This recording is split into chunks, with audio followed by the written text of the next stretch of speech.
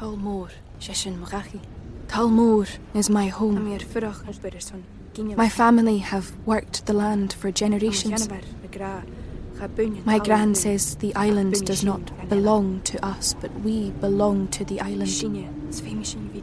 And we must be ready, for a great evil is coming, and death follows with it. Listen and subscribe to the latest season of Undertow, The Harrowing, a Storyglass production presented by Realm, available wherever you get your podcasts. Hi, I'm Jennifer, a co-founder of the Go Kid Go network. At Go Kid Go, putting kids first is at the heart of every show that we produce. That's why we're so excited to introduce a brand new show to our network called The Search for the Silver Lining, a fantasy adventure series about a spirited young girl named Isla who time travels to the mythical land of Camelot.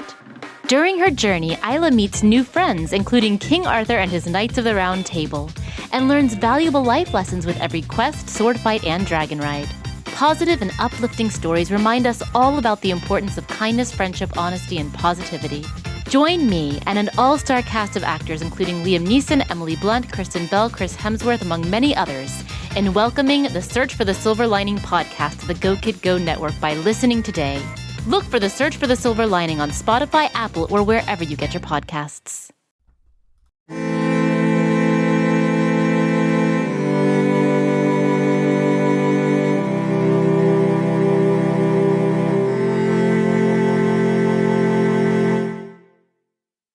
Hello and welcome to Vulgar History, a feminist women's history comedy podcast. I'm your host, Anne Foster, and this is Season 2, Episode 3. This season's topic is women leaders in history and the men who whined about it. And for the third week in a row, we are looking at Roman men whining about a woman. Because isn't it interesting how in ancient Roman society, there was sort of this expectation that women should be sort of seen and not heard and just sort of hang around and give birth to babies and maybe like gracefully die by suicide if they became too inconvenient to the men around them. This was sort of the society and what the Roman Empire was trying to make things be like. And then one after another, these super powerful, badass women got in their way, almost like their whole concept was incorrect. And like women had their own minds and brains and didn't want to behave that way all the time. So we saw in episode 1 of this season, Cleopatra. Episode 2 was about Agrippina, and today, sort of the third, I always think of these women sort of in a cluster of people together where it's just like one woman who really annoyed the men of Rome, and then she dies, and then another one pops up, then she dies, and then another one pops up, and that's who Boudica is. She is the third one. I'm going to pronounce her name Boudica because that is how I think it's said, although some people pronounce it Boudica. For a long time, people thought it was called Boadicea, but that was based on just misreading somebody's writing, where they thought a C was an E at the end. But as we will learn, she's a woman who a lot of what was written about her was sort of guesses by people who were around back then, because she was, well, let's get into it. So, the women who we're talking about today lived about 2,000 years ago, and the word Bouda, B-O-U-D-A, is an ancient Britain word meaning victory. So it's entirely possible that she was called Boudica by the Romans because they didn't know her name. She just won a lot. So they were just kind of like, we don't know her name. We're just going to call her like the one who wins all the time. Although that could have also been her name. Like maybe she won all the time and people called her that. Or maybe in sort of a fortuitous naming thing, they called her that as a baby and she grew up to fulfill the destiny of that name. We're calling her Boudica. And because we don't know anything else to call her, that is what we are going to call her. So even more so than when we were looking at Cleopatra and Agrippina, everything written about Boudica was written well after she was around by people who didn't actually deal with her personally. So rather than me saying like allegedly in front of literally every sentence, just sort of imagine it. I'm just going to say allegedly right now, and that will sort of encompass everything I'm going to tell you.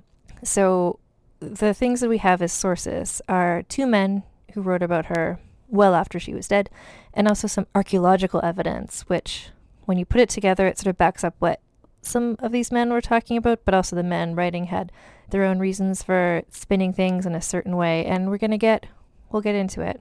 I'll explain everything. But basically, again, with a big allegedly HTML code around all of this. So Boudica was probably born around the year 30 AD.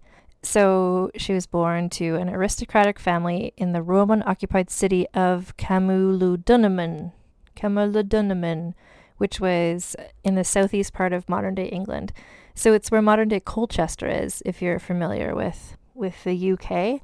I'm here in Canada, and that doesn't mean a lot to me personally, but basically southeast England, Camulodunum.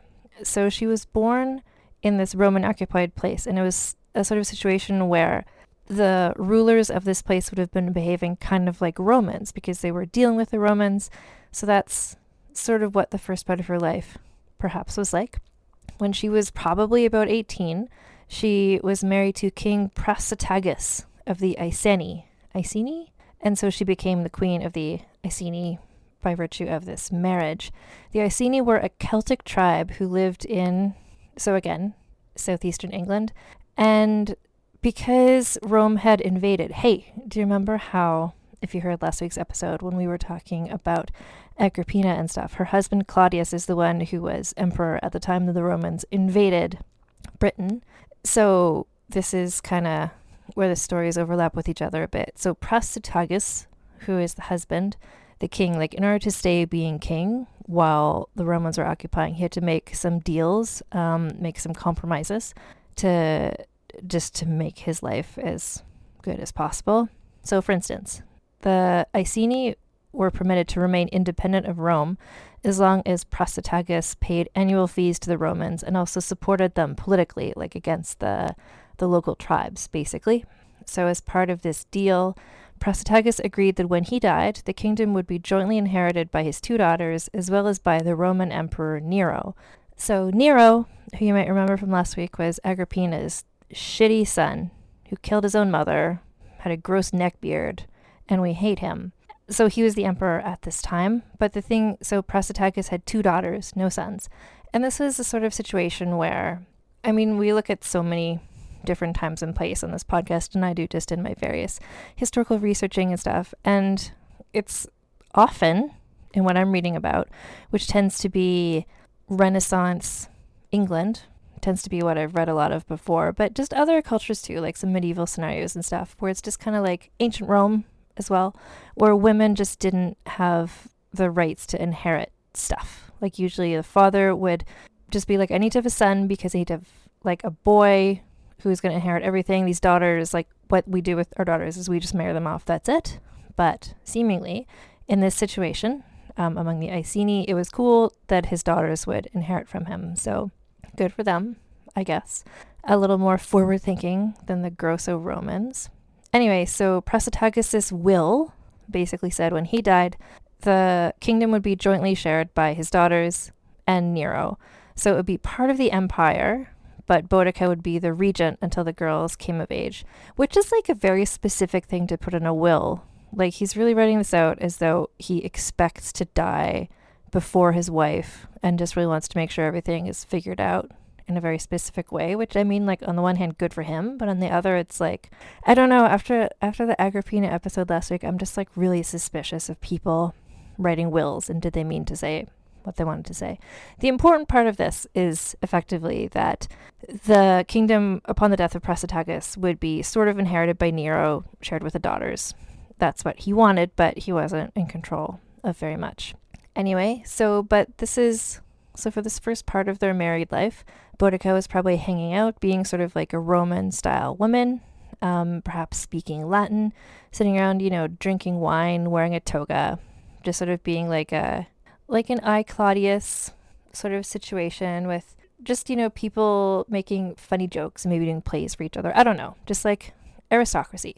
So, which I find really interesting because what we're going to get to and how Boudica is known is as this kind of like feral warrior person, but she started off her life not like that. There's going to be a shift that's going to come in a really awful way. In probably a few minutes, I'm going to talk about it. So what did she look like? So There was a Roman writer named Cassius Dio who never met her, but he seems to have read accounts by people who did meet her, described her as, and this is a translation, he wrote, and this was like 100 years after she was ever around. Anyway, so he wrote, quote, "In stature she was very tall, in appearance most terrifying, in the glance of her eye most fierce, and her voice was harsh. A great mass of the tawniest hair fell to her hips, around her neck was a large golden necklace, and she wore a tunic of diverse colors, over which a thick mantle was fastened with a brooch. This was her invariable attire." So, a few things there. First of all, hashtag goals. One day I hope someone describes me as in the glance of my eye most fierce. So he was grossed out by her because she was a woman, and he thought women were gross, especially when they weren't just staying quietly in a house raising children. So he says she was tall, she looked terrifying, she had these intense eyes. He goes on about how her voice was unpleasant, which I think to him was more just like she was a woman who talked and had a voice, and that was enough to bother him. Even just 100 years later, he's like, ugh, there's this woman. Sounds like she like raised her voice sometimes. Gross. He also mentioned her hair was, this translation I just read called it tawny. Some people call it red. The word that he used is a similar word that he uses in another part of his writing to describe a lion. So it could be her hair was like golden colored, like a strawberry blonde type of thing. She's famous. Well, she's sort of famously known as being this like long, red-haired goddess. So we'll never know what color hair it is. I have red hair, so I like to think her hair was red, but my hair is also kind of strawberry blonde, so I'm like okay with that as well. But basically, she was a imposing, intense-looking person who sounds amazing. So just getting back to sort of what the ancient culture was like that she was living in. So the whole thing about the daughters co-inheriting the kingdom from their father. So this wasn't like literally a matriarchy, but women in the Iceni kingdom were allowed to own property. They could inherit land and titles, and were allowed to go outside and like be seen as people, unlike women in Rome. But so basically what happened is that Prasutagus died, which seems sort of like, I guess that's why he was writing his will. Maybe he was sick. I don't know. So he had this will. Everyone was like, this is what's going to happen. But then the Romans came in just like, psych, like, we don't care what this will said. We're horrible imperial colonizers. And they seized control entirely themselves. So at this point in time, the Roman governor of Britain was a man named Suetonius Paulinus. He was not literally there in person when they took over after the death of Prasutagus, but so it was likely some Roman veterans and others who weren't off with Suetonius at this time who did the actual pillaging. And what they did is they plundered the palace, Boudica's home palace. They plundered the homes of all the Iceni nobility. They turned Prasutagus' relatives into slaves. They stripped all of the Iceni nobles of their property. So they just like fully, not just like, oh, we're going to be king now or whatever. They're like, oh no, we're going to like destroy you. So claiming that Prasutagus had died still owing debt to the Roman empires, they publicly stripped and flogged Boudica and allegedly raped her young daughters. So this is the purpose of doing something like this would be just to sort of make the people, the Iceni, not revolt against them, to make them see like, this is what we're doing to your queen, to this really respected woman. Like to rape the young daughters would be a way of saying like, we have ruined, quote unquote, these young girls. To strip and flog Boudica, like that's treatment that maybe enslaved people would have been treated too. So to do this to the queen was them saying like, we don't respect you or your people at all. So it was basically an act of war. And so these acts were specifically malevolent to the Iceni. I mean, for obvious reasons. She was their queen and this was awful, but also just culturally to them, Boudica in her role was sort of like a priestess as well as sort of a representation of a goddess on earth. So it's not just like, so they had assaulted these two girls and their mother, but in so doing, they'd also sort of desecrated the Iceni's entire culture and religion. There's another one of the sources here is a Roman writer named Tacitus, who was writing a few decades after the fact, but again, he might have talked to people who knew what was up. And so as per him, after this happened, Boudica swore then and there that she was going to get revenge against the Romans for all of this, for the way that she was treated, for what they did to her daughters, for the way they just pillaged the town, for how they didn't honor her late husband's will. So Tacitus says, Boudica said, so quote, "Nothing is safe from Roman pride and arrogance. They will deface the sacred and will deflower our virgins. Win the battle or perish. That is what I, a woman, will do." And so it was on, basically. She's just going on her revenge battle streak. Like, it's happening. So one of the ways that the Romans had been able to so completely take over Britain, the island, which was comprised of all these different groups and tribes of people, was that they took advantage of the intertribal rivalries between the different kingdoms. They were able to, because everybody was fighting against each other, they didn't even think of teaming up together against the Romans. But in so doing, the thing is that they meant that all of these groups now had a single shared enemy, i.e. the Romans. All they needed was a leader strong enough to unite them, and they found this in Boudica.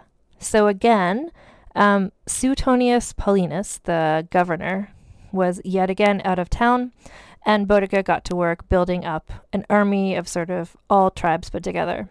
So first up, she and the Iceni people joined with their neighboring tribe, who were called the Trinovantes, which were possibly the tribe that she herself was from originally, so it makes sense that they would team up with her in this situation. So the Trinovantes had been allied with the Romans for almost 100 years, during which time they had come to despise them, because the Romans were awful to them, awful in many ways, frankly, in this period of time. So the Romans had taken over the Trinovantes' capital city, which was called Camulodunum, which is just like a really delightful word to look at. Anyway, so Camulodunum was sort of a retirement community for military veterans. The Romans had forced the Trinovantes to build a temple there in honor of Claudius, because remember, Claudius was the emperor when they first took over. And so he was dead at this point, Claudius, but this was to honor his memory. So the Romans basically took over the city, bussed in all of their military veterans, and then made them build this temple in honor of an emperor who none of them really liked, who was responsible for them being there in the first place. So this city and its temple symbolized everything that all the non-Romans hated about the Roman occupation. So Boudica was like, hey, Trinovantes people, like, what if we invade Camulodunum? And so the Trinovantes were like, where and when, and sign us up, like, let's do it. So rebellion commenced. So Boudica delivered a scathing speech, like a super, like, psyching everybody up sort of moment, and everyone got really excited about it. And then she did something that I will quote from Cassius Dio to explain. So she gave a speech to these sort of like allied forces. And as per Cassius Dio, what happened next is when Boudica had finished speaking, she employed a species of divination, letting a rabbit escape from the fold of her dress. And since it ran on what they considered the auspicious side, the whole multitude shouted out with pleasure. So this was sort of like a Groundhog Day scenario. So in Boudica's culture, the rabbit or the hare was likely some sort of a holy symbol. And so which direction it ran in, just sort of one way it was auspicious and one way it was not. So the hare sort of went the way they wanted to, and so things were great. So off they went. So when they arrived at Camulodunum, the Roman army was mostly not even there because they were off fighting somewhere else. And this was unexpected to them. This was a surprise ambush attack. They weren't expecting to be invaded by tens of thousands of irate Britons. And the people who were living there, remember, it was like a little retirement community. So they were sort of older people, maybe not in as amazing shape as some other soldiers. So they were entirely unprepared. They sent a messenger to try and get help from the governor, from Suetonius, but Suetonius was like, not a big deal. Like, you're fine. You're like all military veterans, deal with it. But, so what happened is that Boudica and her forces decimated the city to the point that archaeologists who've examined the site 2,000 years later were like, oh shit, like, look what happened here. So the city was entirely destroyed via burning. Like there was a layer of burnt ash underneath were Roman items from like literally this year, like the year 60. There are also like dead skeleton bodies all over the place, and the skeletons themselves have been butchered. Like the people had been just like killed in the most brutal ways and then maybe like ripped apart afterwards or something. So it wasn't just human bodies that were decimated. So in the course of the battle, or maybe like post-battle victory party, the team decapitated the head from a bronze statue of Nero. So there was the statue. The temple was built to honor Claudius, but there's a giant statue of Nero. And Boudica's forces decapitated the head off of a Nero bronze statue, which is just like so satisfying. I mean, must have been so satisfying to them. And they kept it with them as a trophy. Like they just carried the head around, like badass. So then this military guy named Quintus Petilius Cerealis tried to be a hero and tried to take the city back with his own forces, but did not work. Boudica and her team, they were just like running on adrenaline and just like being amazing warriors. And so she killed almost all of his forces, and that was like step one of her multi-step plan to just like destroy all the Romans in Britain. So word of her military amazingness spread, and her army grew as she marched with people from all different former warring tribes. Like she was just kind of going around like conscripting people. She's just like, hey, do you hate the Romans? We do too. Join Boudica's army. And so it was this sort of like group of all people from different tribes, and the tribes who used to hate each other, but they all just hated the Romans so much more because they all just wanted revenge because the Romans had been shitty to all of them. And so the further she marched, the bigger her army became, until it was up to something like 100,000 people. Oppressed Britons just sent on destroying their oppressors. Just like the revolution is here. And she was still just getting started. So the next place that they went on to was oldie times London. So back then, London was called Londoninium, and it was a pretty recent-ish city. It was about a 20-year-old city, and it was a commercial/trade center and home to about 30,000 people. And when the 30,000 people in Londoninium heard that Boudica and her like 100,000 people were on their way, the entire population just like peaced out and fled without even attempting to defend the city. Like they were just like, we're just going to let Boudica's army have the city so we don't die. And again, archaeological evidence that's been found more recently revealed that Boudica's team literally burned down the entire city. They tortured and murdered any Romans unlucky enough to have been left behind. The whole torturing, murdering thing, again, if you put everything in the context of like what was up, like they were at war. They were this ragtag group of people who were using sort of shock and terror in the same way the Romans had assaulted Boudica and her daughters, where it's just like if you kill a bunch of people really gruesomely and then just like leave their bodies up on sticks or whatever, like Vlad the Impaler style, like the bodies would rot, which is gross, smells bad, might keep people away, but also just shows people it's a warning of like, hey, do you want to cross me? Like, here's what I'm going to do to you. So having now destroyed the two largest Roman settlements that they could find, Boudica's army turned to the third largest, because I guess they're like working their way down, solid planning. And so the next place was called Verulamium. So the thing with the city is that it was run by a tribe called the Catuvalauni, who hadn't been enslaved by the Romans, but more like they had just sort of like rolled over and let the Romans take over without really fighting them about it. So they were sort of not as respected, and also not as likely to rebel against the Romans because they just kind of like were okay with it. So Boudica's army just kept marching, kept getting bigger, like just the image of just like literally like a snowball rolling down a hill and just becoming bigger and bigger, and more people, you know, word would spread this was happening. It's like, this is our time. All the oppressed, like, join with us. So this huge army heads towards Verulamium, taking a cue from the people of Londoninium, who were smart enough to run away. The people of Verulamium dropped what they were doing and ran away rather than face the forces. And again, Boudica and company burned the entire empty city down. And then they went off to hunt down, torture, and kill anyone they could find, to just like continue being like, we're serious about this, we're scary, like beware the Romans. Like hopefully like they could just be terrifying enough that the Romans themselves would just like peace out on their own. But au contraire. The Romans, having now lost basically their 3 biggest settlements in Britain, were a little bit upset by all of this. Adding to their annoyance was the fact that these really successful and gruesome military campaigns were being run by a woman, and they hated women.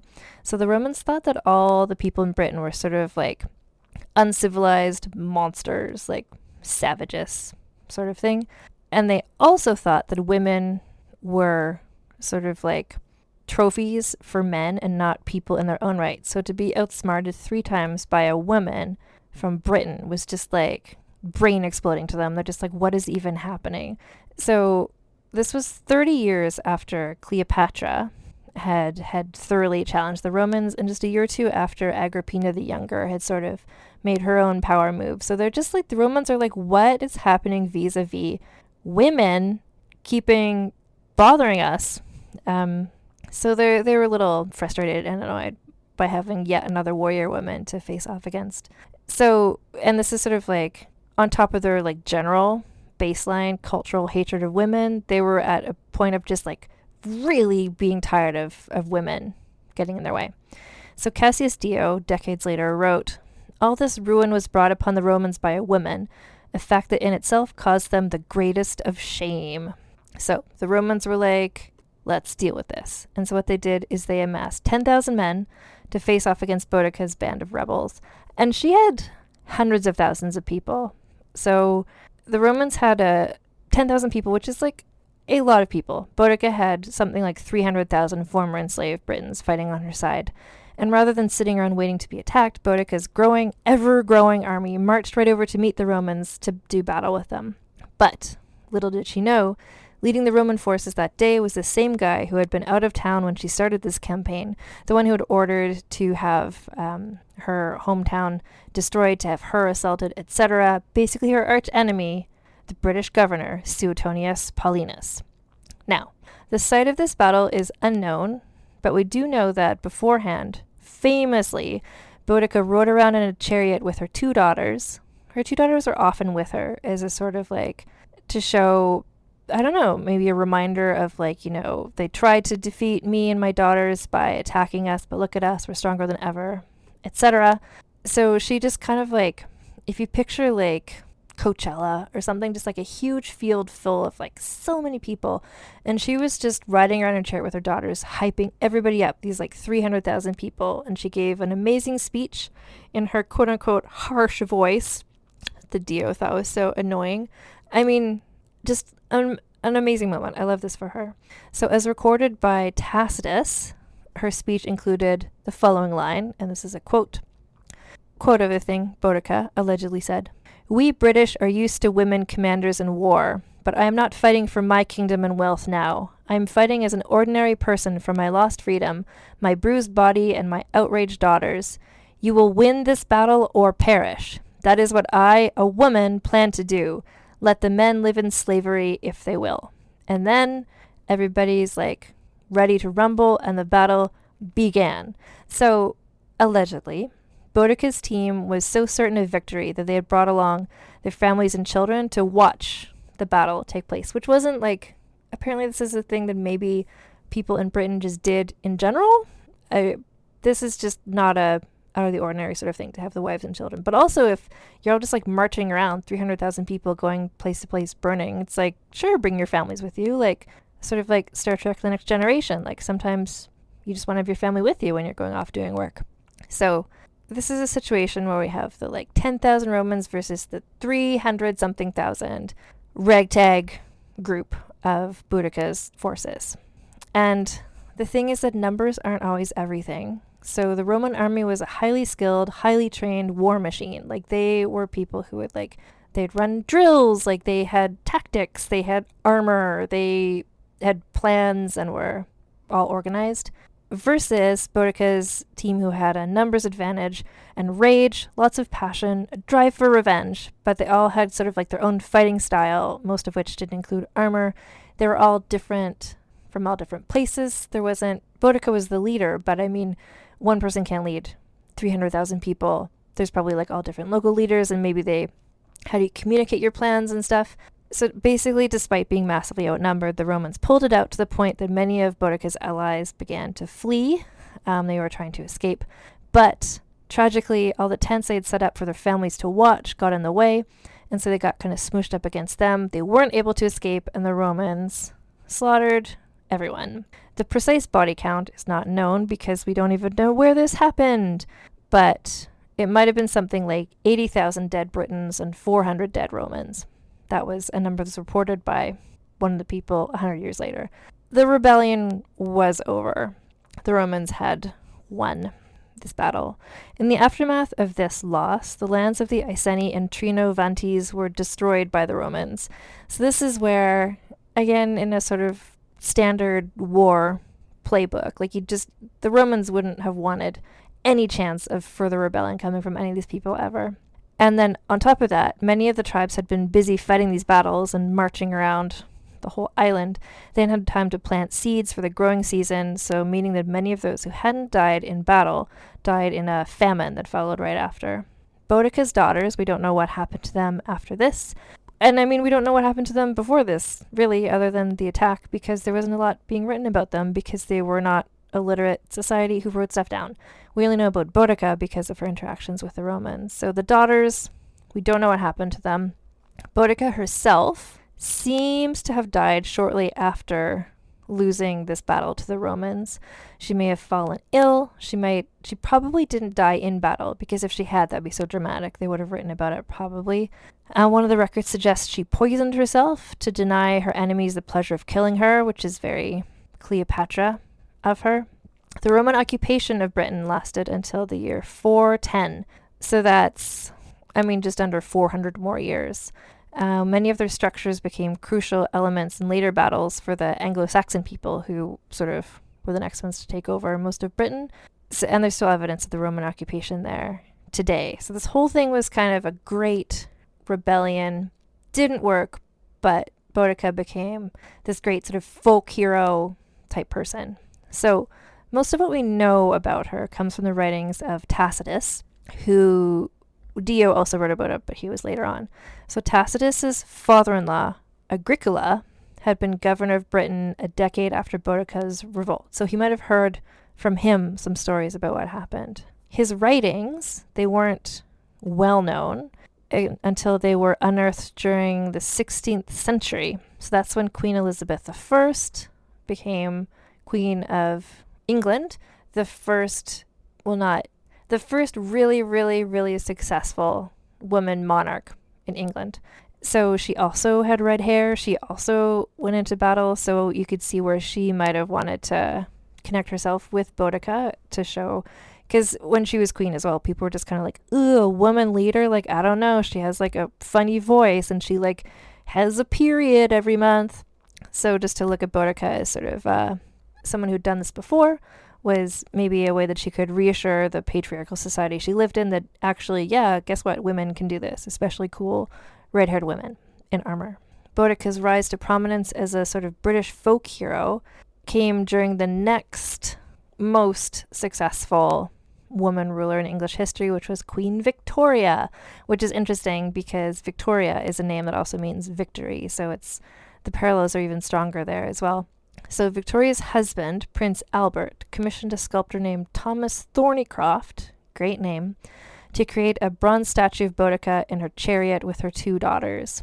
So Albert was all about horses, he was all about statues, and again, just connecting the current queen to this legendary queen of the past, to sort of connect the current woman leader with a past woman leader, to be like, look, women leaders can be cool sometimes.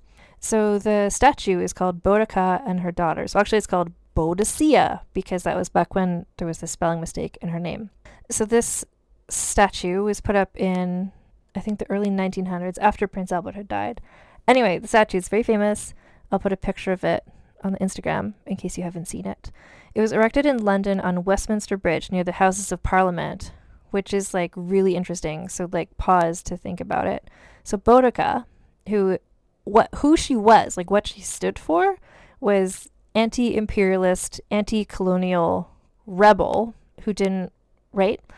She became identified with Victoria and with Elizabeth, who were both heads of imperial colonial empires of their own. So Boudica was just weird that she became identified with them when actually if she had lived in those days, she would have been against them, basically.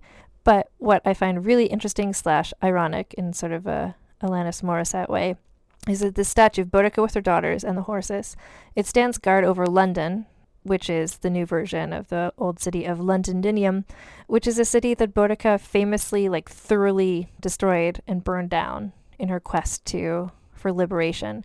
So now the statue is sort of Prince Albert erected it to be look at this cool great leader, Britain has this cool history of women leaders, when actually it's just a statue commemorating a woman who burned down the city that they all live in because she hated imperialism, colonialism. So, just in terms of bibliography here, Boudica, I learned a lot about her. So the Rex Factor podcast is a special episode dedicated to her, and I also listened to the You're Dead to Me podcast about Boudica, both of which I super recommend. I think it's a story that it cannot be told too many times. There's all different angles that you can look at it from. Those two podcasts get more into the military details of it and kind of more of the where in England did this all take place. So you can fill in those bits there as well. There's a couple of films. There's a 2003 film called Warrior Queen, which stars Alex Kingston from River Song from Doctor Who as Boudica, and Emily Blunt, a little baby Emily Blunt, plays one of her daughters. And most of the research I did was from a variety of different historical websites, which I will link to in the show notes, but I want to mention as well there is a very recent biography of Boudica called Boudica, Warrior Woman of Roman Britain by Caitlin C. Gillespie, and you can get that. I'll put a link to it in the show notes if you buy it.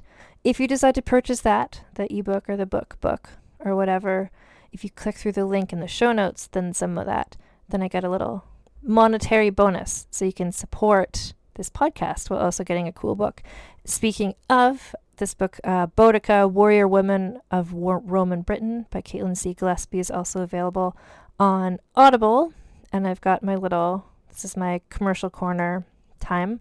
If you go to audibletrial.com/vulgarhistory, you can get a 30-day free trial of Audible, including getting one free audiobook, and so you could get this Boudica book and just learn more about her deal and what she was up to.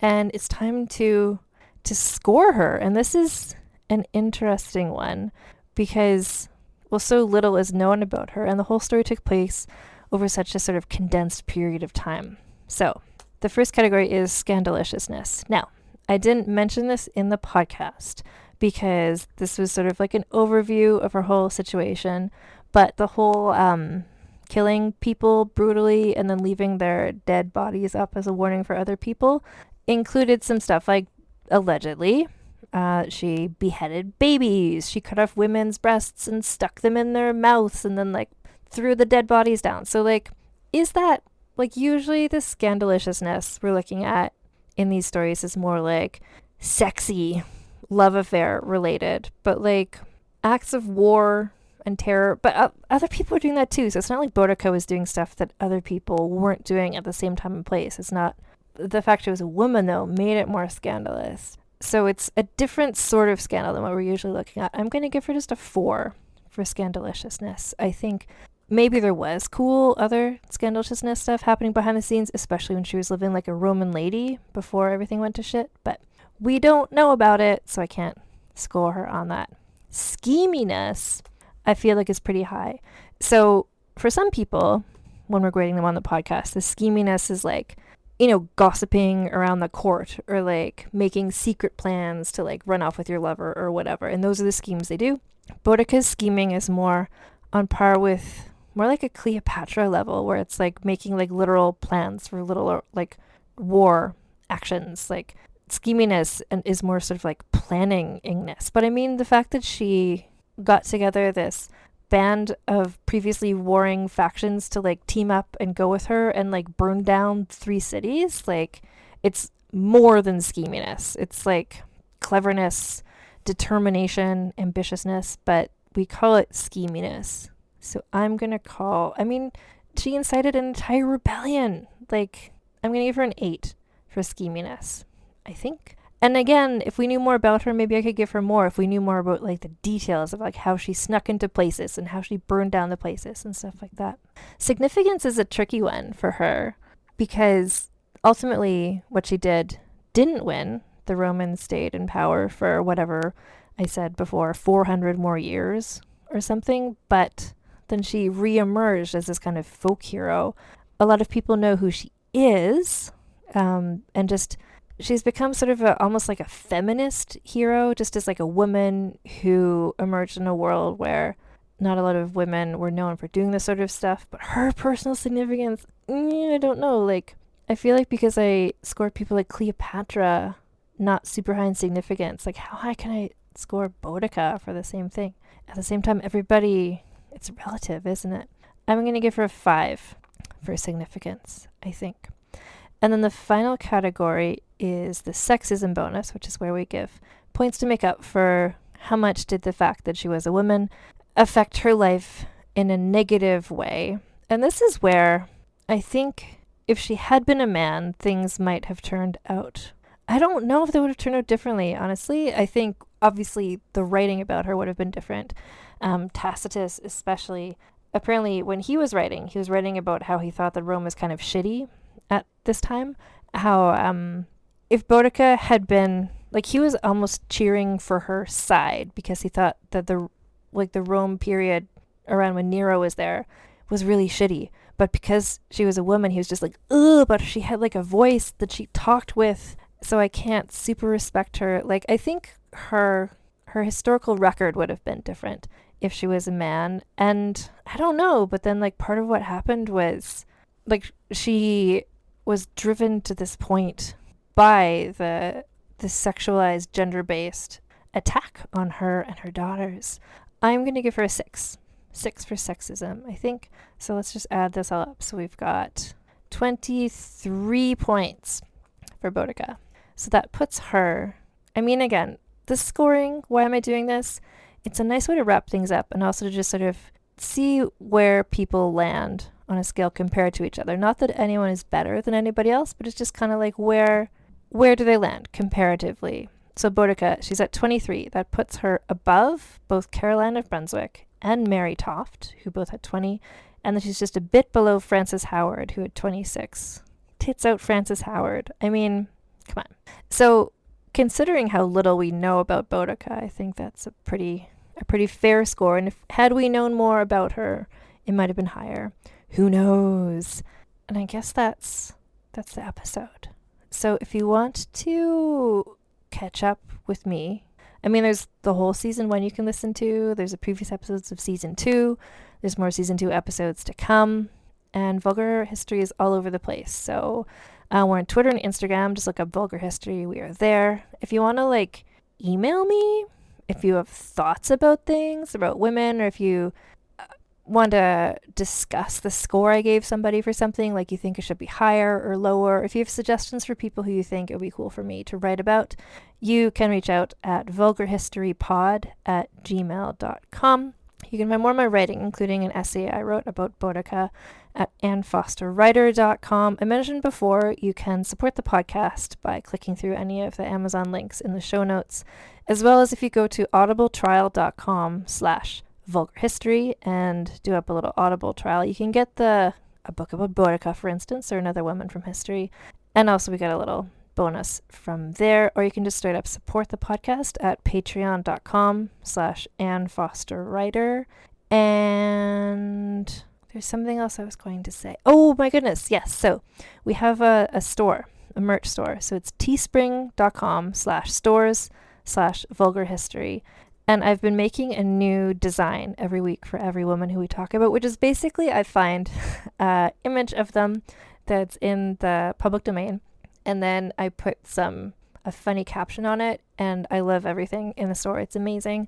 The Boudica stuff says it's a picture of her based on an illustration by, I think, Peter Opie. And it's just her and she's holding up one hand.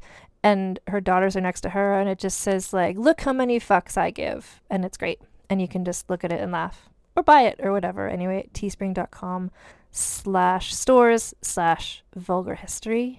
And the other thing I wanted to mention as well is that when is this being posted?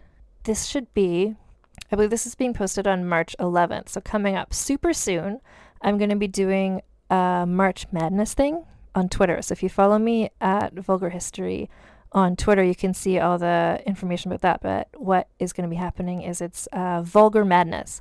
So I've made up a list of 64 of the most scandalous women from all world history, not from just British history, which is what a lot of these podcast episodes are about, from all over the place, all different countries. And it's divided into 4 brackets by the ancient world, medieval, Renaissance, and then modern, the modern period. So it goes from the minuses, like before the year 0, all the way up to 1900, because I had to cut it off at some point. So I would say follow me on Twitter just to get the details of that. I think I should be getting it all started probably, again, it's March 11th when you're listening to this.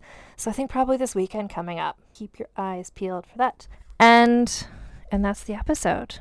So I hope you enjoyed yourselves, and I'll talk to you all next time.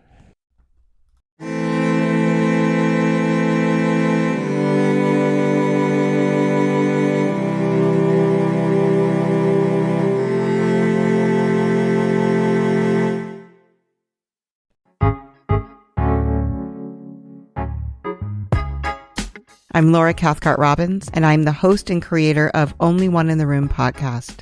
Every week, my co-host Scott Slaughter and I invite you to join us for an hour and lose yourself in someone's incredible Only One story.